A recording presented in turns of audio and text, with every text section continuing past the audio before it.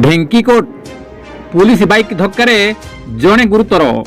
ढेंकुट फांडी कार्यरत police home guard Kaliya महांत निज ग्राम सांतरापुर पाराभाड़ी को बाइक रे जाउथिया बेले नुसुरीपसी ग्रामर दयानिधिगिरी अपर पार्श्वर ढेंकुट आसुले।